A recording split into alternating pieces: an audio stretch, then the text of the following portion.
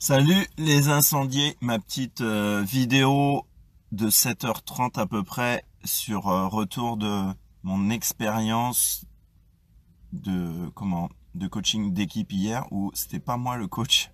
Et comme mettre le feu sacré dans mon équipe c'est important pour moi, donc je choisis d'investir sur l'équipe pour que ça kiffe et que ça dépote au quotidien. Et donc on avait fait appel, j'ai fait appel à Michel, une personne qui me coach en individuel plus ou moins régulièrement depuis 11 ans maintenant. Et donc je vous fais un retour, le retour c'est déjà, malgré que je connais, si on peut dire, hein, déjà cette personne depuis longtemps, plus de 10 ans. Voilà, hier il s'est passé un vrai truc de fou quand même. Michel, ce qui m'a sauté à la figure hier en fait, c'est non seulement c'est quelqu'un qui est connecté depuis des années, elle a 63 ans, elle est à la retraite et elle vit avec un chéri depuis 40 ans qui a depuis 40 ans 20 ans de plus qu'elle, donc il a 84. Et ce qui m'a saisi, ce qui m'a sauté à la figure, c'est qu'elle est... on est d'accord que ce que je perçois chez l'autre, forcément, c'est ce qui existe déjà chez moi. On est d'accord, ça c'est, je vous le dis pour toutes les vidéos à venir. Mais ce qui m'a saisi vraiment très profondément, c'est que la connexion au feu sacré, hein, c'est la connexion du bas. C'est nous reconnecter en priorité à notre animalité, d'abord le chakra 1 et aussi chakra 2, chakra 3, donc c'est cette force, c'est la dynamique de jouissance, hein, donc c'est de jouissance d'être soi, hein, c'est pas que l'énergie liée à la sexualité. Et donc hier c'était assez fou de voir donc cette personne, Michel, à la fois porteuse de son feu sacré, donc ça je l'ai vu depuis des années, mais en plus hier c'est que derrière les 3 premiers chakras, après il y a le 4e qui est l'espace de centrage, hein, le cœur, l'espace du cœur. Et en fait on rencontre pas, en tous les cas vous je sais pas, mais moi je rencontre pas souvent quelqu'un qui a cette force d'être lui, donc là en l'occurrence elle, donc ce kiff, cette puissance, et en même temps avec le cœur ouvert, avec beaucoup de d'expressions chez elle qui partent du silence, qui partent de cet espace. Et en fait, il y a vraiment, c'est vraiment tout ce qu'on dit sur la magie de l'être humain, c'est vraiment vrai. Tout ce qu'on dit dans les livres, c'est vraiment vrai.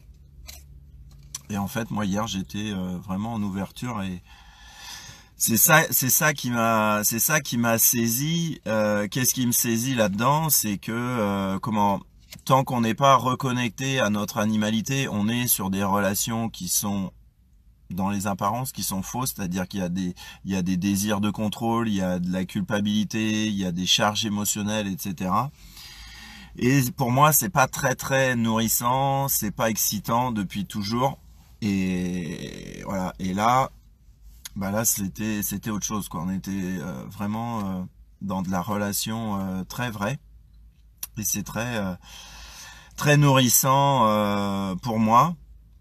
Et ça me faisait penser à la réflexion d'humour que d'habitude on est jeune avec des questions, c'est-à-dire on a plein d'énergie mais on sait pas quoi en foutre, et voilà.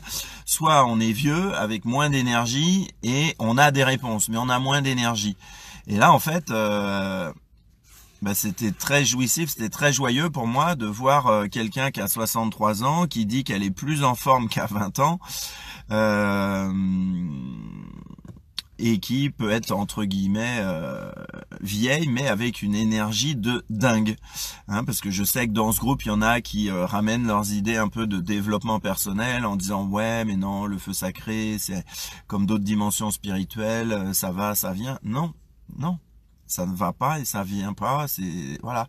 Là, quand je parle de Michel, donc en fait tout être humain qui est reconnecté à son feu sacré, il a reconnecté avec son individualité. Il est à l'aise avec l'intensité du vivant. Et donc, il n'a pas de problème pour faire les choses dans la durée. Et donc, Michel, elle était coach depuis 20 ans, 25 ans, un truc comme ça. Et ce qui était bon aussi, et qu'on trouve pas si souvent, en tous les cas moi, dans mon quotidien, malgré tout ce que je déploie au quotidien, je rappelle pour les femmes, je vais pas m'éterniser pour les hommes, mais en tant que femme, tu n'es pas reconnecté à ton feu sacré. Ce qui se passe inconsciemment, c'est que tu es coupé de ton pouvoir de création. Vraiment, ça veut pas dire que tu crées rien dans la vie, hein, tu crées des choses.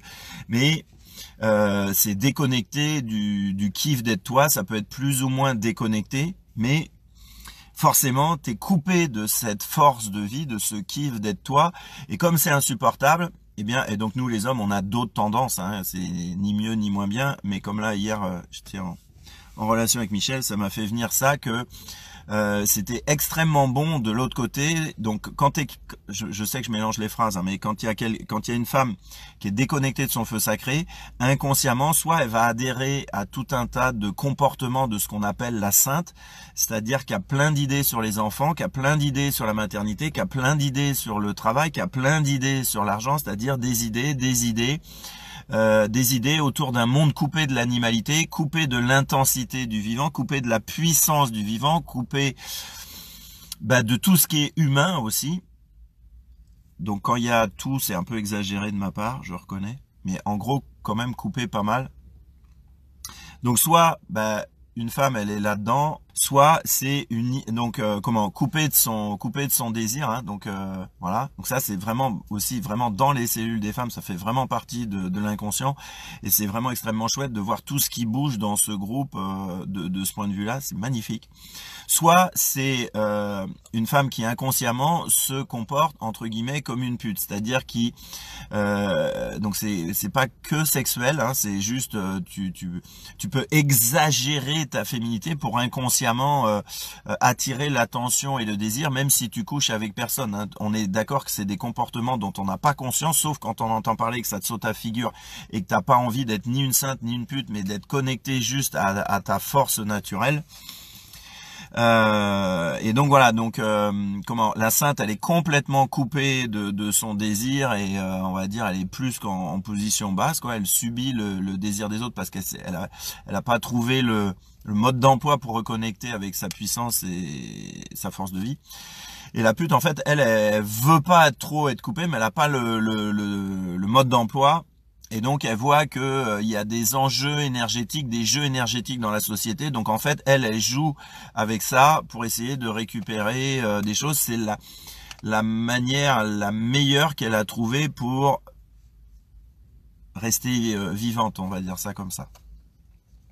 Et donc là, c'est extrêmement bon, c'est extrêmement rare de connecter quelqu'un qui n'est ni dans l'une ni dans l'autre. Comme il y a plein de gens là, justement, dans le groupe qui se reconnectent à elle-même et vraiment voilà, ça m'a vraiment sauté à la figure, voilà, parce que du coup cette personne elle vit de manière vraie et du coup dès qu'on est en relation avec elle, c'est ça qui saute à la figure. Il n'y a pas d'enjeu de relation dans la relation, etc. Du coup on est vraiment dans du vrai, quoi. Donc ça, c'était vraiment goûtu, c'était vraiment saisissant, nourrissant pour moi d'échanger, etc. Et en plus de sa maîtrise professionnelle, en fait, ça m'a aidé à reconnecter une partie de moi, de mon humanité, que je vis quand même, mais pas complètement. Je m'explique. Hier, en fait, en fait, Michel, elle vit avec son mari à Notre-Dame-de-Mont, et donc en fait, ils ont acheté un super chouette appart là dans la nature, et puis donc ça, c'est là où ils vivent. Et Michel a acheté l'appartement, un assez grand appartement pour recevoir ses coachings d'équipe. Donc du coup, elle se déplace plus du tout. Elle passe de en bas à juste l'escalier d'en haut, dans deux strates de maisons différentes, on va dire. C'est juste une qui est au-dessus de l'autre. Et en fait, ce qui était intéressant au-delà du coaching, c'était de voir que, en fait, eux, ils ont vraiment fait le choix de vivre à Notre-Dame-de-Mont, parce que c'est vrai que les valeurs qui respirent dans Notre-Dame-de-Mont, c'est la relation à la nature, c'est l'authenticité et c'est la simplicité. C'est-à-dire que même d'un point de vue politique, donc la manière dont ils organisent la plage et tout ça, on est autour de ces trois valeurs-là. Donc en fait, c'est extrêmement silencieux comme village, c'est extrêmement sain. Et voilà, Michel me disait, ben voilà, il y a quand même pas mal de gens qui ont pas mal de fric, mais en fait qu'ils le cachent pas, enfin qu'ils le cachent ou qu'ils le cachent pas. Enfin, en tous les cas, il n'y a pas de souci avec ça. Mais du coup, c'est juste vu comme un moyen, et les relations entre les gens sont assez extraordinaires et remplies d'authenticité. Et donc, en fait, ça m'a renvoyé à moi, quelque part, c'est extrêmement parce que là, on était vraiment dans le concret, c'est-à-dire vraiment dans la façon de concevoir les maisons, la manière d'organiser les espaces entre les maisons, les appartes et tout. C'est extrêmement doux, c'est extrêmement humain, extrêmement voilà, fait au service des humains et des relations entre les humains. Donc, c'était extrêmement inspirant. Et la partie que moi j'assume pas, enfin que je n'assumais pas assez, en fait, c'est ce désir de minimalisme. En fait, je vis déjà avec ça, sauf que là, j'ai vu avec Michel et son ami Paul que c'est vraiment incarné de A à Z. Incarné vraiment de A à Z. Donc c'est vécu dans les relations, c'est vécu dans le lieu de vie, c'est vécu même bah voilà, dans son activité pro, même si elle est à la retraite. Et du coup, ça a été inspirant, ça m'a redonné un bon coup de boost en disant, mais en fait, voilà, toi Nicolas, en fait, voilà, c'est vraiment ça que tu as envie. C'est déjà un peu ce que je vis à Couëron, avec un style de vie assez minimaliste. Mais en fait, ce qui a été guérissant pour moi, c'est de m'envisager plus tard, quand mon corps aura un peu moins d'énergie, puisque je pense que ça va arriver forcément. Il y aura moins de vitalité un jour. Et en fait, voilà, je me dis que en fait, c'est vraiment ça que j'ai envie. Donc, ça a réveillé cette envie-là de ce style de vie que je qualifierais pas, parce que vraiment, je kiffe mon quotidien et voilà. Mais je qualifierais pas d'austère, mais petite tendance quand même qui pourrait être perçue comme austère. Et je vois que il y avait une petite partie quand même avec l'entrepreneuriat et tout qui, je suis très honnête avec vous, le côté un peu réussite, tout ça là, j'étais pas. D'ailleurs, ma vie n'est pas une grande réussite sociale, mais voilà, il y avait quelque chose qui n'était pas choisi complètement à l'intérieur de moi. Et là, depuis hier soir, c'est vraiment choisi. Donc voilà, donc du coup maintenant je vais beaucoup plus passer à l'action par rapport à ça. Donc voilà, et ça c'était vraiment goûtu. Ce qui était intéressant aussi dans le travail d'équipe, c'était de voir vraiment les points communs entre le feu sacré, où le plus important c'est de reconnecter avec ce qui est notre dynamique d'affirmation, notre dynamique d'autorité sur nous, notre comment je vais dire ça, notre enracinement. Hein. L'enracinement, c'est pas l'ancrage, hein, c'est cette dynamique de la terre, cette dynamique désir-plaisir. Hein. Je parle en même temps, même s'il y en a qui me suivent depuis longtemps. Mais ce qui était vraiment intéressant pour moi, c'était donc si tu veux connecter le feu sacré, c'est vraiment de mettre la priorité sur voilà ton individualité et tout ce qui concerne ton animalité, ton humanité, voilà tes côtés très très particuliers.